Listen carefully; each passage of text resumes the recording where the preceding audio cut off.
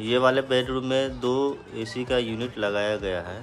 एक ये सोफ़ा जो देख रहे हैं इसके पीछे लगाया गया है और दूसरा वाला ये इधर लगाया गया है। इसको मैं अभी खोल के आपको दिखाता हूँ।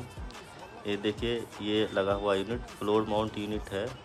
इसके माउथ में डायरेक्ट कॉलपीस लगाया गया है और ऊपर में ये ब्लैक कलर का ग्रिल है। सप्लाई और रिटर्न दोनों वहीं से है। वापस से इसको बंद करते हैं और ये थोड़ा सा आपको घुमा के दिखाते हैं। इसमें बेड भी लग गया है, रेडी हो चुका है ये रूम अब। तो इस तरह से ये बेडरूम का डिज़ाइन किया गया है, देखिए।